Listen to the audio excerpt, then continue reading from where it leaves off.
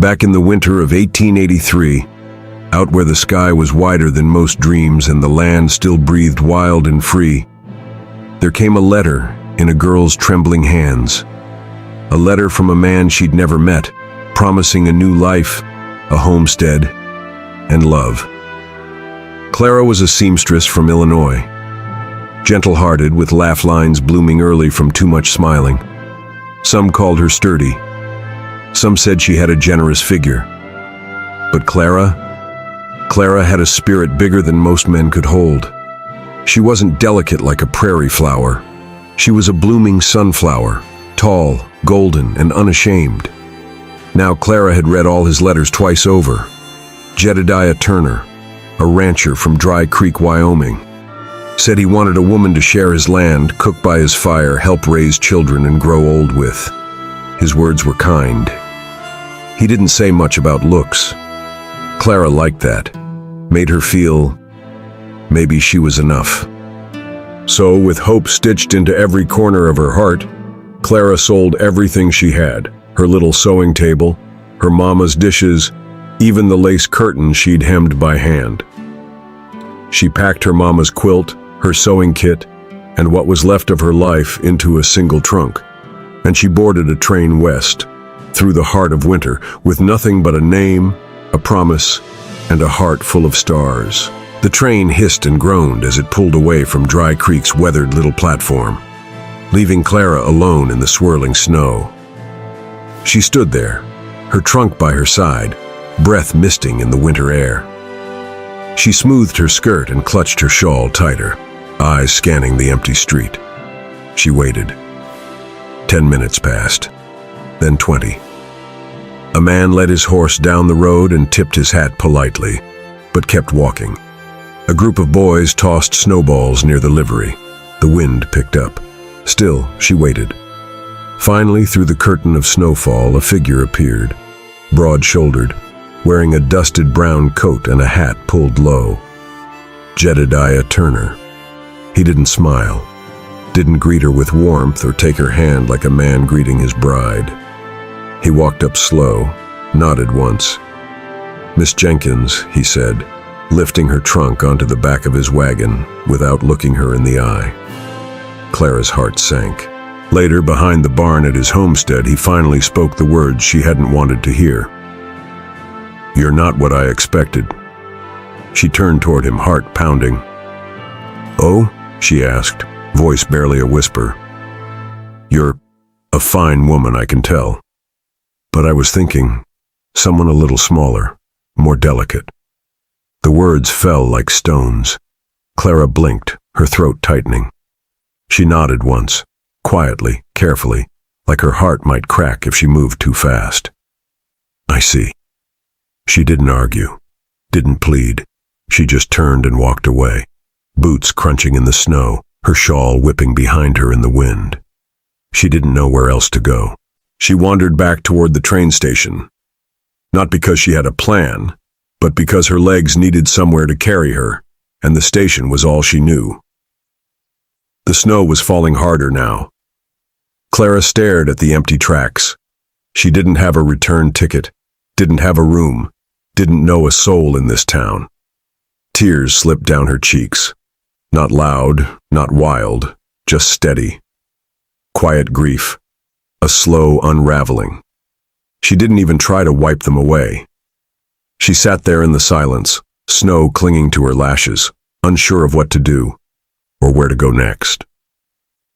Only when her fingers had gone numb and her legs stiff with cold did she finally rise, not because she had direction, but because sitting in the cold wasn't living. She picked up her trunk, turned her back to the empty tracks, and began walking into Dry Creek, into the unknown. Dry Creek wasn't much more than a cluster of wooden buildings, a few muddy streets, and a scattering of townsfolk with faces hardened by wind and winter. Clara walked through it like a ghost, shawl damp, trunk heavy, boots soaked through with slush. She didn't know where she was headed. All she knew was she couldn't stand still. At the far edge of town, she found a room for rent above the apothecary. It was small and drafty, with a slanted roof, and a single bed barely big enough to stretch in. But it was dry, and for now, it was hers. She paid for the first 2 weeks with the last of her sewing money. Then, slowly, she began to stitch a life back together, thread by thread. She offered mending to the townsfolk, split seams, worn hems, patches for the boys who tore their pants sliding on frozen hills. She baked a few pies and offered them to the cafe in exchange for eggs and flour. She asked no favors, told no tales. But still, the whispers came. That's the mail-order bride who got turned away. Poor thing. Shame about her figure. Did you hear she waited in the snow for hours? Clara kept her chin up, lips pressed like stitches. She'd heard worse. And besides, she wasn't made to bend for anyone. Each morning she tied her apron, walked through town with her shoulders back, and proved that being rejected didn't mean being ruined. She made quiet friends. Mrs. Pickens at the bakery offered her day-old bread in trade for sugar stitching. The blacksmith's wife brought over a bolt of faded gingham and whispered, "It's good to have another woman who understands how to keep things together." But it was the general store where Clara began to feel something stir again, something she thought she'd left behind on that snow-covered platform. The general store in Dry Creek sold everything from nails to ribbons to licorice sticks in a glass jar. It was the heart of the town, always full of chatter and clinking coin. But at mid-morning, it quieted. That's when Clara preferred to go. She'd come in for thread or flour, always with her basket on her arm. And that's when she began to notice him. Eli Cartwright. He worked behind the counter. Tall, soft-spoken, with spectacles perched on his nose, and a way of moving that said he didn't care much for crowds. He wasn't flashy or loud, like the younger men who hung around the saloon. He was still. One day, as Clara paid for a spool of green thread, Eli glanced at the book peeking from her basket. "You like to read?" he asked, his voice quiet but kind. Clara nodded, a little surprised. "Romances mostly," she said. "Lately I've needed happy endings." He smiled. Not a smirk, but a soft, knowing smile. "I might have 1 or 2 books tucked in the back that you'd enjoy." And that was how it started. The next time she came in, a slim novel wrapped in brown paper was waiting by the register. "No charge," Eli said, eyes down. "Just return it when you're done." She did. And when she brought it back, they spoke for longer. About the characters, the writing, then about weather, pie crusts, prairie grass, and the way time feels different in the winter. Week by week, the conversations grew. Never too long, never too forward. But something began to stretch between them, warm and slow, like sunlight melting ice. He never mentioned Jedediah, never brought up the gossip that swirled around Clara like dust. He just looked at her like she wasn't some poor story he'd overheard, but a book he was still reading. Curious, intrigued, and willing to wait for the next page. As the weeks drifted on and the snow softened into slush, Clara began stopping by the general store, even when she didn't truly need anything. Sometimes she'd ask for buttons. Other times, molasses or fabric scraps. But always, she'd linger just a little longer near the counter. And always, Eli was there. He began setting books aside just for her. Tales with brave-hearted women and slow-growing love. She'd return each one, neatly wrapped, sometimes with a fresh pie or a pouch of her hand-stitched tea sachets tucked into the basket. He never asked for anything in return. But every time she walked through the door, he stood a little taller, smiled a little softer. One chilly morning, Clara brought him a tart with a ribbon tied around the tin. "It's cranberry," she said, setting it gently on the counter. Eli blinked, touched but unsure. "This is too kind," Clara smiled. "Kindness isn't meant to be measured, Mr. Cartwright." He looked at her then, not quickly, not shyly, just looked, like he was reading her again, and this time, understanding the meaning between the lines.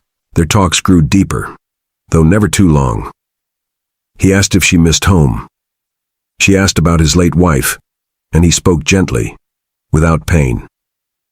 One afternoon, as she turned to leave, he called out softly, "Clara?" She paused. "Place feels different when you're here." She didn't know what to say, so she simply smiled, and held the warmth of his words like a secret under her shawl all the way home. Spring began to tease the edges of Dry Creek. Snow melted into rivulets along the dirt roads, and windows opened just enough to let the air in. And in her small upstairs room above the apothecary, Clara worked on something quietly, night after night. Her mother's old quilt had traveled 1,000 miles with her, worn, familiar, stitched with the lives of women who came before her. But now, Clara was adding new pieces, bits of gingham from the bakery apron, a patch from her own shawl, a sliver of fabric that matched the ribbon Eli had once admired. Every square was a memory. When the quilt was finished, she folded it carefully, wrapped it in brown paper, and carried it through town with hands that trembled only a little. The bell above the general store door chimed as she stepped inside. Eli looked up. "Miss Jenkins." "I have something for you," she said, placing the bundle on the counter. He untied the twine gently, unfolding the quilt layer by layer. His fingers moved slowly across the stitching, pausing over the worn edges and new patterns. "You made this?" Clara nodded. "It was my mama's, but I added to it. Thought maybe it could keep your chair warm." He looked at her, really looked. His voice was quiet. "No one's ever given me something like this." She smiled softly. "Well, no one's ever made me feel safe enough to." Eli stepped around the counter. He didn't rush. He simply took her hand, rough fingers, gentle grip, and said the one thing that reached deeper than she was ready for. "You are the most beautiful woman I've ever seen." The air left her lungs, not because she didn't believe him, but because, for the first time, she finally did. The town's spring harvest dance was the kind of event that brought everyone out, even those who claimed they were too tired or too old. The schoolhouse was strung with lanterns, and the fiddler tuned up just as the sun began to dip behind the hills. Clara arrived alone, wearing a dress she'd made just for the occasion, soft lilac with cream buttons. Her hair was pinned, her lips touched with rose petal balm. She hadn't come to dance. She told herself she only wanted to watch the children twirl and the couples laugh, to feel part of something just for an evening. But Eli had other plans. He stood near the punch table, in a freshly ironed shirt and his usual quiet demeanor. His eyes found Clara the moment she stepped inside, and then he walked toward her, not quickly, not nervously, just like he'd decided. "Miss Jenkins," he said, bowing slightly, "would you dance with me?" Clara looked around, at the people who'd whispered, who'd watched her walk through snow and sorrow with her head high. "Are you sure?" she asked gently. Eli smiled. "Very sure." She placed her hand in his, and the warmth there nearly undid her. They stepped onto the floor as the fiddler began a slow waltz, and the room seemed to quiet around them. It wasn't graceful, it wasn't perfect, but it was real. They moved together, his hand on her waist, hers on his shoulder, eyes locked, heart steady. And for a moment, Clara forgot everything. Jedediah, the whispers, the frozen platform. All that remained was the steady rhythm of this man who saw her like no one ever had. Later, under the stars outside the schoolhouse, Eli turned to her. "I never expected to find love here," he said. "But then you walked into the store, and it was like everything I thought I'd lost came back." Clara's throat tightened. "And you," she whispered, "you didn't just look at me. You saw me." He stepped closer. "I've been seeing you, Clara. every day since the first. And when he kissed her, it wasn't rushed or unsure. It was the kind of kiss that says, "I'm here. I'm yours. And I've been waiting for you." A year later, under a sky that held the promise of summer, Clara stood beneath a blooming dogwood tree, dressed in cream lace she'd sewn by hand. The breeze played with the hem of her gown, and the scent of fresh earth and wildflowers lingered in the air. Beside her stood Eli. His hands were a little shaky. But his eyes, oh, his eyes, held steady on hers like she was the only thing he'd ever searched for and finally found. They were married on the hill behind the general store, where the prairie stretched wide and soft, and every guest could feel something sacred in the air. Their vows were simple, spoken gently beneath the trees, and when Eli said, "I never knew peace until I met you," Clara's hand didn't tremble in his. Later, they danced in the grass outside the store, where it had all begun. Two people who had weathered their own storms and still found the sun. Eli leaned in, resting his forehead to hers. "You changed my life," he whispered. She smiled. "No, you just reminded me who I already was."